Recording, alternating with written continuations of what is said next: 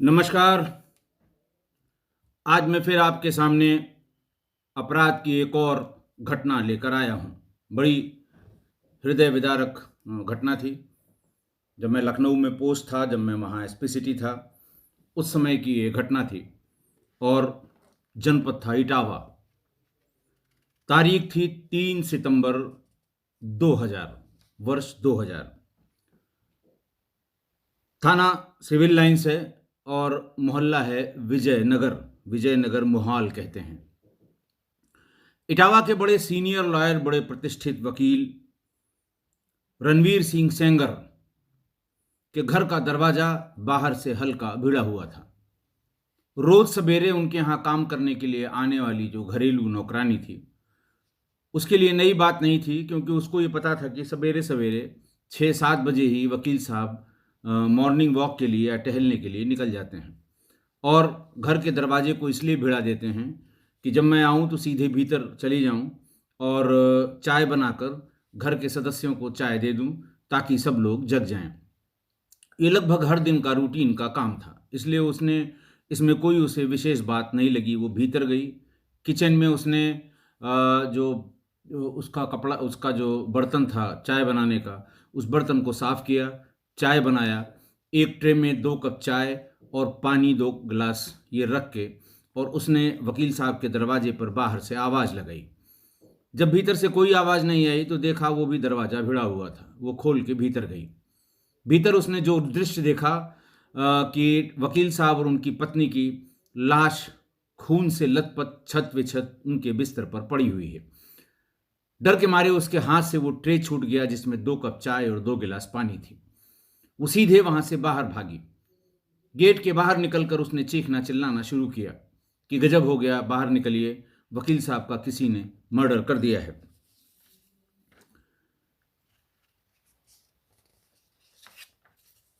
जैसे ही लोगों ने ये उसकी आवाज़ सुनी, तुरंत वहां पर भीड़ पड़ोसियों की टूट पड़ी, क्योंकि सब लोग जानते थे बड़े वकील थे, संभ्रांत वकील थे, इज्जतदार वकील थे। उनका पड़ोसी, अगल बगल के सारे लोग आए। लोगों ने झांक के देखा जब कमरे में, तो उसमें वकील साहब और उनकी पत्नी दोनों की लाश पड़ी हुई थी। फौरन अपने फ़ोन से थाना सिविल लाइन को फ़ोन किया गया कि आप लोग आ जाइए, रणवीर सिंह सेंगर साहब और उनकी पत्नी की हत्या उनके घर के भीतर हो गई है। पुलिस जो थाने पर थी वो सब भी रणवीर सिंह सेंगर के नाम से अच्छी तरह परिचित थे। क्या इंस्पेक्टर, क्या सिपाही, सब जो जिस वेश में था वहां से विजयनगर मोहाल के लिए, मोहल्ले के लिए भागे, जहां पर रणवीर सिंह सेंगर साहब का मकान था। उनकी उम्र लगभग 65 वर्ष थी और उनकी पत्नी की उम्र करीब 60 वर्ष थी। जब पुलिस वहां भीतर घुसी तो एक कमरे में इन दोनों को देखा। उसके बाद जब आगे कमरों को देखने लगी तो एक कमरे में उनकी बड़ी बेटी इंदू सेंगर, जिसकी उम्र 36 वर्ष थी, और दूसरे कमरे में उसकी दूसरी बेटी नीना सेंगर, जिसकी उम्र 26 वर्ष थी। वो भी अपने अपने बिस्तर पर बुरी तरह से खून से लथपथ पड़े हुए थे। एक बात और नोटिस की गई कि नीना सेंगर और इंदू सेंगर, इनके दोनों के शरीर पर कपड़े नहीं थे। फौरन हल्ला हो गया। इंदू सेंगर के कमरे में उसका पालतू कुत्ता, वकील साहब का रॉकी, वो भी खून से लथपथ मरा पड़ा हुआ था। पूरे शहर में ये खबर जंगल में आग की तरह फैल गई।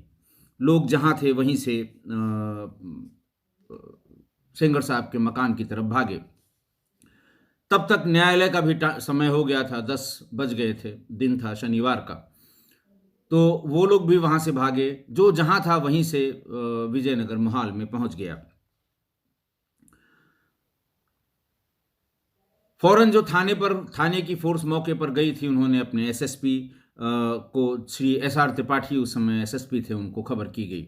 वो भी भागते दौड़ते उनके मकान पर पहुंचे और आसपास की इतनी भीड़ देखकर, वकीलों की भीड़ देखकर, पब्लिक की भीड़ देखकर, कानून व्यवस्था की स्थिति खराब न हो जाए इस अंदेशा से, त्रिपाठी जी ने आसपास के सभी जो थानाध्यक्ष थे उनको और सर्किल ऑफिसर को वहां पर बुलाकर पूरे क्षेत्र को छावनी में तब्दील कर दिया कि पता नहीं कौन सी बात निकल कर आए और भीड़ क्या रूप ले ले। उस ज़माने में इटावा पुलिस के पास न तो अपना डॉग स्क्वाड था, न अपनी फॉरेंसिक साइंस की यूनिट थी। फ़ौरन वहाँ से एसएसपी कानपुर को मैसेज किया गया, कानपुर रेंज में ही इटावा आता था, कि यहाँ पर डॉग स्क्वाड और फॉरेंसिक टीम को तत्काल भेज दिया जाए। 4-4 व्यक्तियों की हत्या हुई है, वो भी बहुत ही संभ्रांत लोगों की। डीआईजी कानपुर रेंज उस समय बहुत ही फेमस अधिकारी श्री दिलीप त्रिवेदी साहब थे। दिलीप त्रिवेदी साहब को भी वहाँ से रवाना हो गए। शासन से और डीजी ऑफिस से उनको निर्देश हुए कि आप वहीं कैंप करेंगे, क्योंकि ये बात बहुत ही गंभीर है। उनसे ये भी कहा गया कि आप अपने निर्देशन में ऐसा काम करिए कि इस घटना का जल्दी से जल्दी अनावरण हो जाए, क्योंकि उसी समय बार काउंसिल ने अपनी एक मीटिंग करके पूरे प्रदेश में वकीलों की हड़ताल घोषित कर दी थी।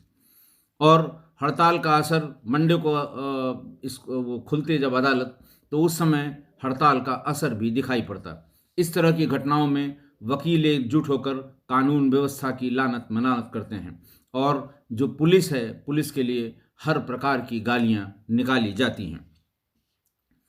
परिवार की एकमात्र जीवित सदस्य रणवीर सेंगर की सबसे छोटी बेटी रेखा सेंगर, उसको खबर कर दी गई। वो दिल्ली में सहारा जो सहारा परिवार है या सहारा इंडिया है, उसके दिल्ली कार्यालय में काम करती थी। वो भी भागकर इटावा पहुंच गई। वो सीधे डीआईजी श्री त्रिवेदी के पास पहुंची। श्री दिलीप त्रिवेदी ने उससे कुछ बात करने की कोशिश की, लेकिन वो बिल्कुल इस स्थिति में, मानसिक स्थिति में नहीं थी कि वो कुछ बात कर सके। उसने एक ही रिक्वेस्ट की कि बॉडीज कहाँ पर हैं, पहले मुझे दिखा दिया जाए। इटावा के एडिशनल एसपी को यह काम सौंपा गया कि रेखा सेंगर को अपने साथ लेकर वो मॉर्चरी ले जाएं। मॉर्चरी में संभवतः उस समय तक 4 बजे तक पोस्टमार्टम का काम शुरू हो चुका था। 4 लाशों का पोस्टमार्टम होना था, थोड़ा समय लगता, लेकिन जिद थी रेखा सेंगर की, इसलिए एडिशनल एसपी उनको लेकर पोस्टमार्टम हाउस पहुंच गए। पोस्टमार्टम का काम ऑलमोस्ट ख़त्म हो गया था। वहीं पर रेखा सेंगर ने वेट किया और चारों बॉडीज़ का पोस्टमार्टम करके फिर उसे उनको हैंडओवर कर दिया गया। चारों बॉडीज़ को लेकर सबसे छोटी बेटी अपने घर पर आ गई। रेखा ने कहा कि हम पहले अपने सभी रिश्तेदारों को बता दें, शाम का समय है, रात में कोई अंतिम संस्कार नहीं होगा। रात ही में सबको अगर बता दिया गया तो सवेरे लोग आ जाएंगे और सवेरे ही हम इसका अंतिम संस्कार करा पाएंगे। पुलिस ये चाहती थी कि रात में किसी तरह से अंतिम संस्कार हो जाए, ऐसा न हो कि लॉ एंड ऑर्डर की कोई और स्थिति उत्पन्न हो जाए। पुलिस ये चाहती है कि जल्दी से जल्दी हो जाए, लेकिन घर वालों ने मना कर दिया कि रात में हम किसी भी तरह से इनका अंतिम संस्कार नहीं करेंगे। टेलीफोन नंबर्स की खोज में वो अपनी बड़ी बहन, उनके यहाँ 2 टेलीफोन कनेक्शन थे। एक उनके पिता रणवीर सेंगर के कमरे में था, दूसरा उनकी बड़ी बहन इंदू सेंगर के कमरे में था। इंदू सेंगर के कमरे वाली टेलीफोन की डायरेक्टरी या टेलीफोन का जो जहाँ लोग अपने परिवार के नंबर लिखते हैं, वो उस पर पड़ी हुई थी। उसको निकाला, उसने जैसे ही डायल करने की कोशिश की तो उसमें डायल टोन नहीं थी, और उसने कहा कि लगता है इस टेलीफोन का वायर या टेलीफोन का तार काट दिया गया है। वहाँ पर कोई कटे फिटे का निशान नहीं मौजूद मिला, तो उसे लगा कि कहीं न कहीं से ये तार काटा जरूर गया है। भाग के वो अपने पिता के कमरे में गई। वहाँ का भी टेलीफोन ऐसा लगता था कि तार उसका काट दिया गया है। इस बीच में डीआईजी श्री दिलीप त्रिवेदी को लगा कि जब तक अंतिम संस्कार नहीं हो जाता, इस लड़की से बात करना संभव नहीं है, क्योंकि वही एकमात्र जीवित सदस्य थी और उसी से इसके बारे में कोई लीड मिल सकती थी। इसलिए उन्होंने इस टाइम को यूटिलाइज करने के लिए 3 टीमें बनाई जिला पुलिस की।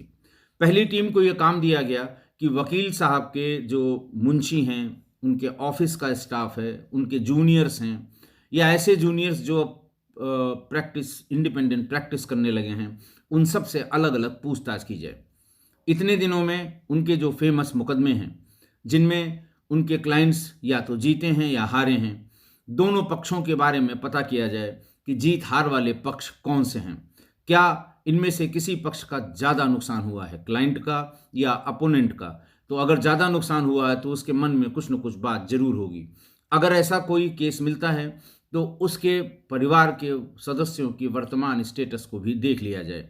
क्या ऐसे किसी परिवार के सदस्य में, ऐसे किसी व्यक्ति के परिवार में कोई व्यक्ति ऐसा हो जो जिसका क्रिमिनल बैकग्राउंड हो या उसकी क्रिमिनल हिस्ट्री हो, ताकि इन्वेस्टिगेशन को आगे बढ़ाया जाए। दूसरी टीम डीआई साहब ने बनाई, क्योंकि वहाँ लोगों ने कुछ ऐसे इनपुट दिए कि इनका जो गांव है वहाँ भी कुछ प्रॉपर्टी का इनका विवाद है, शहर में भी कुछ इन्होंने ज़मीनें ले रखी हैं, थोड़े बहुत उसमें भी विवाद हैं। तो उस टीम को यह कहा गया है कि आप सिर्फ ज़मीन के प्रकरण के इस विवाद को देखिए, कौन कौन इसमें इंटरेस्टेड पार्टी थी, किसी का फ़ायदा नुकसान हो, किसी की वकील साहब से नाराज़गी हो, इस तरह की सारी बातें निकाल कर लाई जाएँ। तीसरी टीम जो डीआई साहब ने, दिलीप त्रिवेदी साहब ने ब्रीफ की, उसमें यह कहा कि भाई देखिए, इनकी कुल 3 बेटियां हैं, 2 की मृत्यु हो गई है, वो दोनों भी वकील थीं। बड़ी बेटी की शादी अभी 5 महीने पहले 21 अप्रैल को हुई थी, और तब हुई थी जब उसकी उम्र 36 वर्ष हो गई थी। तो ये पता करिए कि किन परिस्थितियों में ये शादी इतनी देर में हुई। क्या पहले कहीं शादी तय थी, वो टूटने के बाद ये शादी हुई? क्या ये इंदु सेंगर की इच्छा से शादी हुई या उसके इच्छा के विरुद्ध हुई? क्या इन लोगों का बहुत दिन से प्रेम प्रसंग चल रहा था, शादी होने में कोई रुकावट थी और फिर शादी हो गई? क्योंकि ये सब भी एक बहुत बड़े कारण होते हैं इस तरह के अपराध के। बाकी 2 बहनों में जो मारी गई है, नीना सेंगर, उसकी 26 साल ही उम्र है, लेकिन हो सकता है उसके भी किसी से संबंध हो, या वो कहीं शादी करना चाहती हो, घर वाले न करने दे रहे हों। अगर इस तरह की कोई बात है तो इसका भी पता किया जाए। सबसे छोटी बेटी के बारे में भी उससे बातचीत करके, या सहारा इंडिया के ऑफिस में बातचीत करके उसके बारे में भी पता किया जाए, क्योंकि ये सब बहुत पोटेंशियल कारण होते हैं इस तरह के बड़े हत्याकांड के। डिटेल ब्रीफिंग करके डीआई साहब ने सभी टीमों को, दिलीप त्रिवेदी साहब ने सभी टीमों को काम पर लगा दिया। इसी बीच अंतिम संस्कार भी चारों बॉडीज का हो गया। जब अंतिम संस्कार हो गया, तब दिलीप त्रिवेदी साहब ने कहा कि रेखा सेंगर को बुलाइए, अब धीरे धीरे उससे बात करनी शुरू की जाए। अब ज़्यादा वेट किया जाना संभव नहीं है। प्रदेश में हड़ताल घोषित हो चुकी है। उस हड़ताल का प्रेशर मैं भी लखनऊ में महसूस कर रहा था। उसको बुलाया गया। महिला कांस्टेबल्स, महिला सब इंस्पेक्टर के साथ पूछताछ शुरू हुई। वो शौक से उबर नहीं पाई थी। धीरे धीरे सांत्वना देकर, दिलीप त्रिवेदी साहब बहुत भले अधिकारियों में उनकी गिनती रही है, सांत्वना देकर धीरे धीरे उससे पूछताछ शुरू की। तुम्हें कब पता लगा?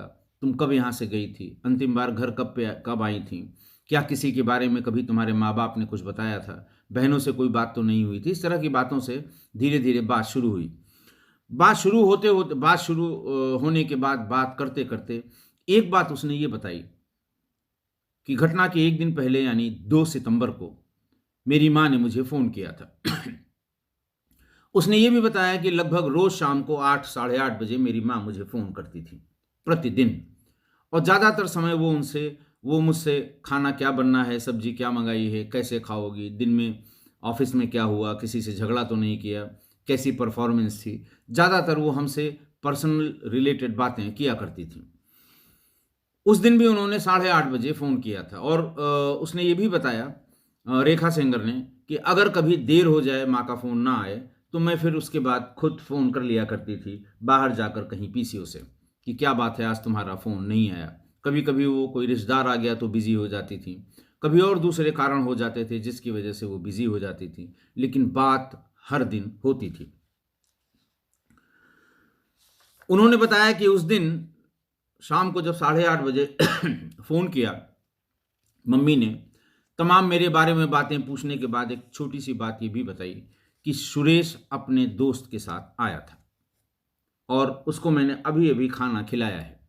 उसे वापस बदायूं जाना था, इसलिए जल्दी खाना खिलाकर उसको विदा करना है ताकि वो घर वापस चला जाए। सुरेश उनकी सबसे बड़ी बहन जिसकी हत्या हुई, इंदु सेंगर का हस्बैंड था, जिसकी शादी 5 महीने पहले 21 अप्रैल को हुई थी। रेखा सेंगर ने बताया कि रात करीबन 10 बजे मुझे ये याद आया कि आज 2 सितंबर है, मुझे अपनी तनख्वाह मिल गई है और अपनी नौकरी का पहला इंक्रीमेंट मिला है। ये बात मैं अपनी माँ से बताना भूल गई। 10 सवा 10 बजे के आसपास मैंने नीचे जाकर पीसीओ से मम्मी को फ़ोन किया, लेकिन वो फ़ोन कनेक्ट नहीं हुआ। वो समझ में नहीं आ रहा था, ना उसमें कोई आवाज़ आ रही थी, ना उसमें कोई टोन आ रही थी। बस खाली टूँ टूँ करके बंद हो जाया करता था। बंद हो गया।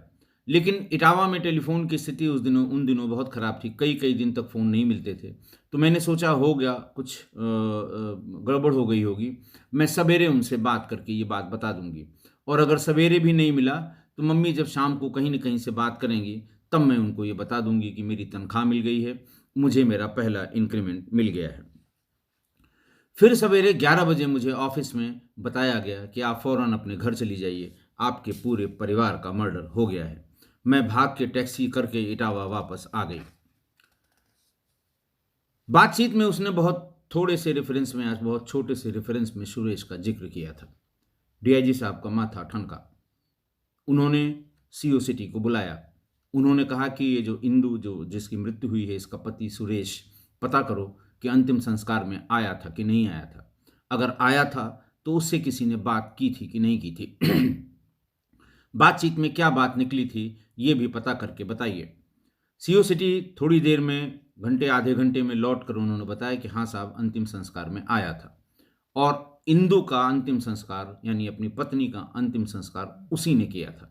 करके फिर वो अपने घर वापस लौट गया है। अभी-अभी आधे घंटे पहले ही वो निकला है। उन्होंने सीओ सिटी को कहा कि गाड़ी पीछे से दौड़ाइए, पता करिए कहाँ गया है, उसको वापस ले आइए। उससे पूछिए, चूँकि 8:30 पौने 9 बजे इनकी मम्मी ने बताया था कि वो घर में खाना खा रहा है, उसे वापस जाना है बदायूं। 8:30 बजे तक क्या हुआ था, क्या मनोदशा थी, कौन लोग थे, ये सारी बात वही बता पाएगा, इसलिए उसको फ़ौरन बुलवा लीजिए। सुरेश को बुलवाया गया। सुरेश वहीं निकला था, बस स्टैंड पर ही मिल गया, उसको बुलवाया गया। उससे बातचीत शुरू की गई कि भाई तुम उस दिन आए थे और 8:30 बजे के आसपास तुमको तुम्हारी सास ने खाना भी खिलाया था, लेकिन वो साफ मुकर गया कि मैं बिल्कुल नहीं आया था, किसी ने आपको गलत बताया है। मैं शादी के बाद कभी भी अपने ससुराल नहीं आया हूँ।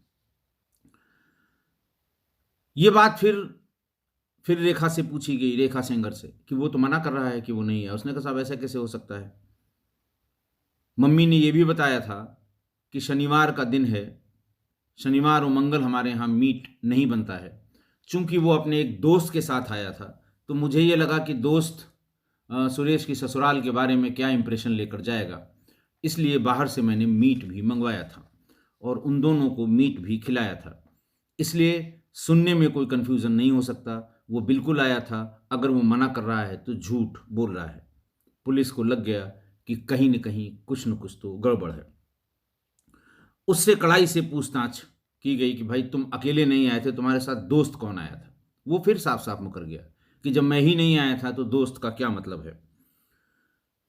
तब ये कहा गया कि ठीक है, नौकरानी को बुलवाइए जो सवेरे-सवेरे किचन में गई थी और उसने चाय बनाने के लिए बर्तन को धोया था। नौकरानी बुलाई गई, उसी समय बुलाई गई।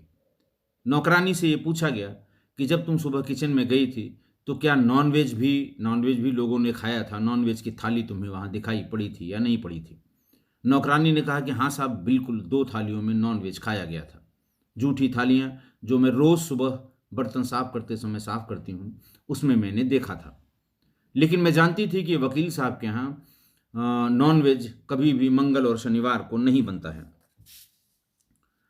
मैं भी थोड़ा चौंकी थी कि शनिवार को आखिर, लेकिन फिर मैंने बर्तन पे ध्यान दिया। जो नॉनवेज बनाने के लिए बर्तन रसोई से अलग रखे जाते हैं, अगर सुबह मैं आती हूँ, घर में नॉनवेज बनता है तो मैं उसको भी साफ़ करती हूँ। वो देखा था मैंने, वो जैसे का तैसे रखा हुआ है। यानी ये नॉनवेज बाहर से या तो कोई ले आया था या किसी गेस्ट के लिए मंगाया गया था। ये घर में बना हुआ नॉनवेज नहीं था।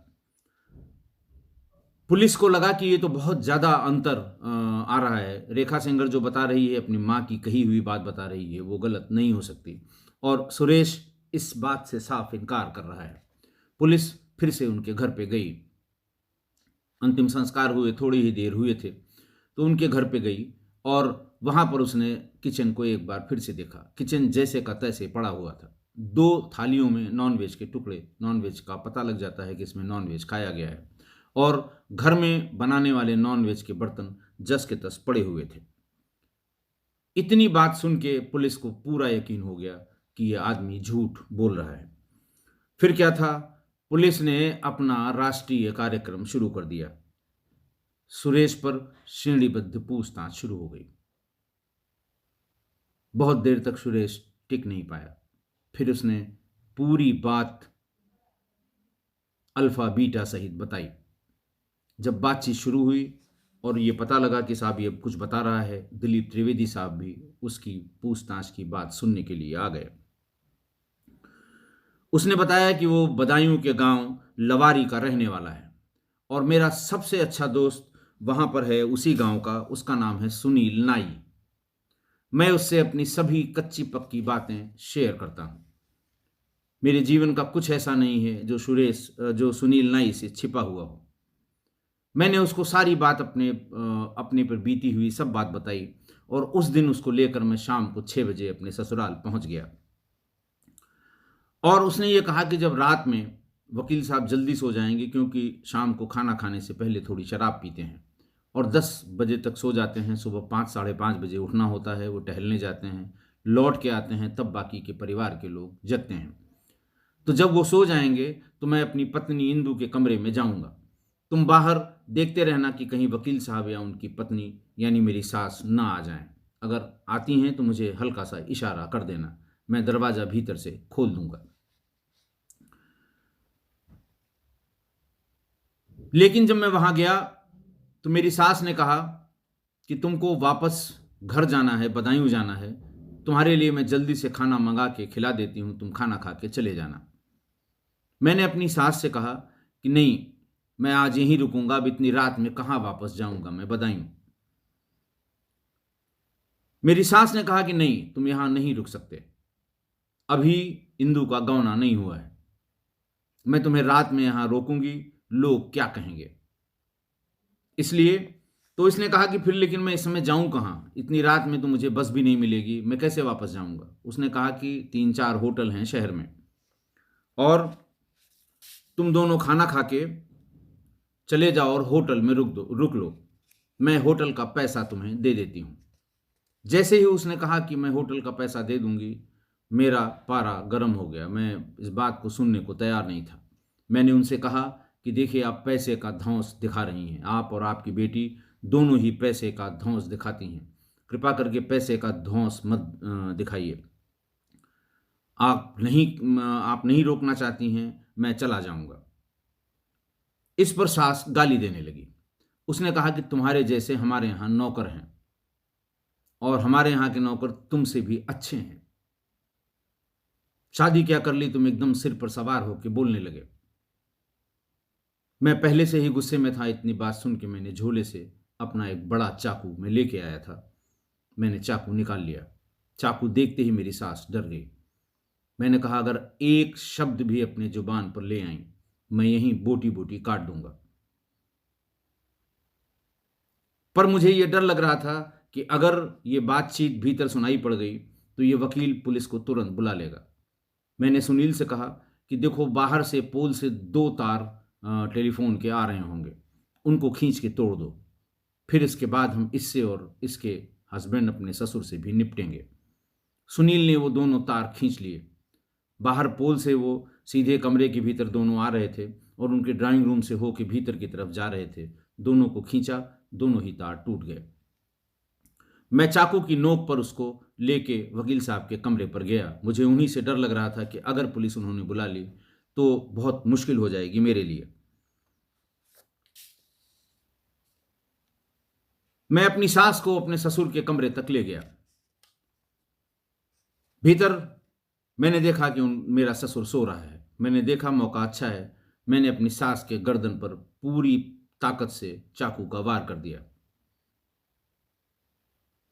उसकी गर्दन कट गई। चूंकि उसका ट्रैकिया कटा था, इसलिए उसके मुंह से जरा सी भी आवाज़ नहीं निकली, लेकिन वो बिस्तर पर धम से गिर पड़ी। उसके धम से गिरते ही वकील अचानक अचकचा करके उठ उठ गया और चारों तरफ देखने लगा। मैंने उसकी भी गर्दन पर चाकू जोर से मार दिया। थोड़ी देर में वो भी ठंडा हो गया और बिस्तर पर ही गिर गया। वहां से मैं सीधे इंदु के कमरे में गया। वो जग रही थी।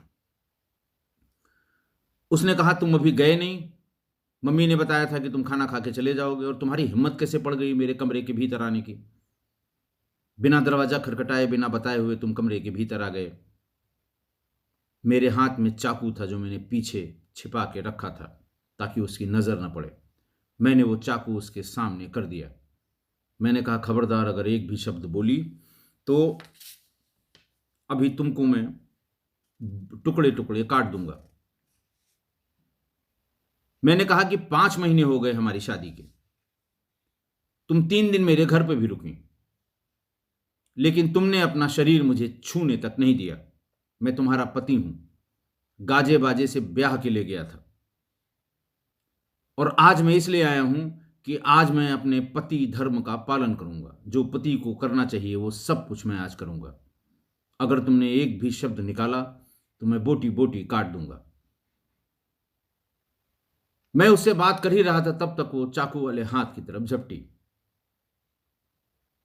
मैंने फौरन उसके भी गर्दन पर वार कर दिया।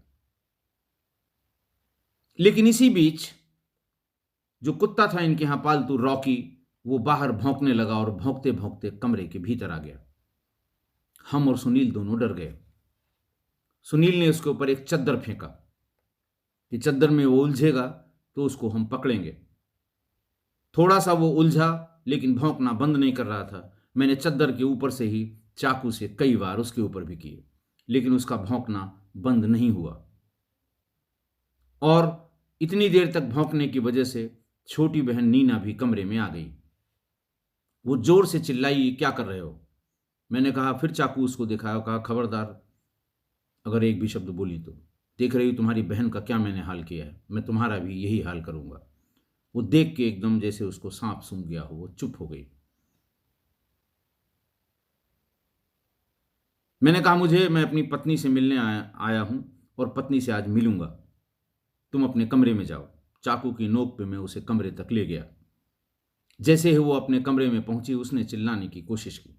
उसकी गर्दन पर भी मैंने गर्दन पर चाकू मारा, लेकिन उसने बचने का प्रयास किया।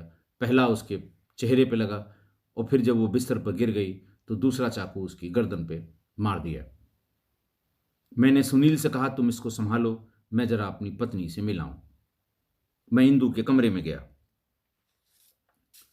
इंदु के सारे कपड़े मैंने उतार दिए। वो अभी तक मरी नहीं थी, उसकी सांस हल्की हल्की चल रही थी। फिर मैंने उसके साथ बलात्कार किया, और तब तक बलात्कार किया जब तक मुझे यह एहसास नहीं हो गया कि वो मर गई। वहां से कपड़े पहनकर मैं आया उसकी छोटी वाली की तरफ। देखें सुनील ने उसका क्या किया है। जैसे ही मैं घुसा तो मैंने देखा कि सुनील ने उसके भी कपड़े उतार दिए थे। उसके साथ बलात्कार कर रहा था, जबकि उसकी मृत्यु हो चुकी थी। इंश्योर कर लिया कि घर के सभी चारों लोग मर गए। लेकिन इस बीच में हम लोगों ने अपने कपड़े की तरफ देखा। दोनों लोगों के कपड़े खून से बुरी तरह लथपथ थे। हम वकील के कमरे में गए, रणवीर सेंगर के कमरे में गए। 2 जोड़ी कपड़े उसके बाहर निकाले। ज्यादातर उसमें सफेद शर्ट और काली पैंट थी। दोनों निकाल लिए, अपने कपड़ों को उतार दिया, एक पॉलीथीन बैग में रख दिया। वकील के कपड़े थोड़े हम लोगों को ढीले पड़ रहे थे, लेकिन वैसे किसी तरह उसको बांध लिया। मैंने वकील का कोट भी निकाल लिया, और मैं उसका जो सफ़ेद शर्ट, काली पैंट और काली कोट मैंने पहन लिया। वो रक्त रंजित कपड़े एक पॉलीथीन में रख के अपने झोले में रख लिया। उसी में अपना चाकू भी रख लिया। रात के करीब 2 बज रहे थे। हम दोनों लोग इत्मीनान से निकले और बाहर आ गए। वहां से हम पैदल पैदल फर्रुखाबाद रोड की तरफ गए।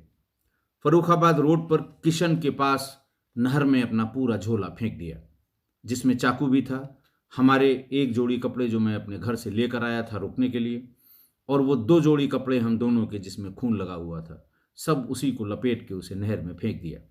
उस समय यह ध्यान नहीं था कि नहर चल रही है या रुकी हुई है। फिर वहां से धीरे धीरे पैदल हम लोग पहुंचे, मुख्य मार्ग पर आए, और वहां पर एक जाती हुई बस को हाथ दे के हम लोग बस पर चढ़ गए।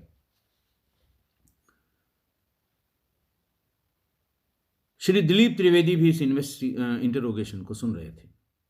उन्होंने ध्यान दिया कि पूरा थाने का हॉल खचाखच भरा हुआ है, लेकिन फिर भी मौत जैसा सन्नाटा है।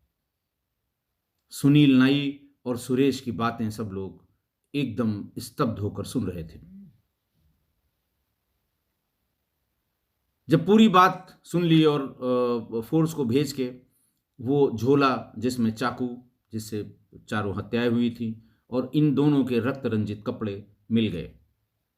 फौरन उसी समय इटावा के एसएसपी ऑफिस में प्रेस कॉन्फ्रेंस दिलीप त्रिवेदी साहब ने बुलाई।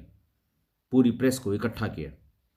प्रेस के सामने दोनों को बापर्दा करके प्रेस के सामने प्रस्तुत किया गया, क्योंकि प्रेस छिद्रान्वेषण करता है अगर उसके सवालों का माकूल जवाब न मिले।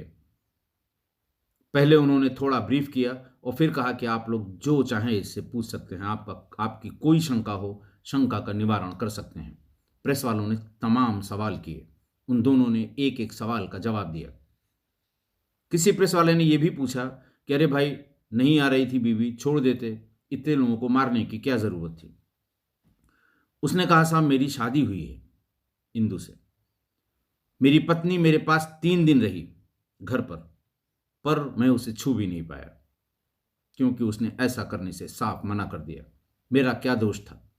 सिर्फ यही दोष था कि मैं गरीब हूं, मेरे पास पैसा नहीं था।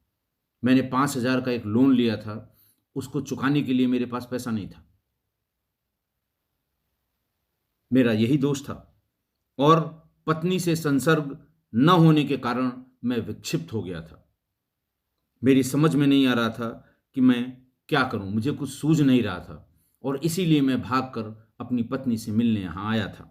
लेकिन मिलने की बात तो दूर, मेरी सास ने मुझे उससे बात भी नहीं करने दी। सुरेश और सुनील को गिरफ्तार करके उसी दिन जेल भेज दिया गया।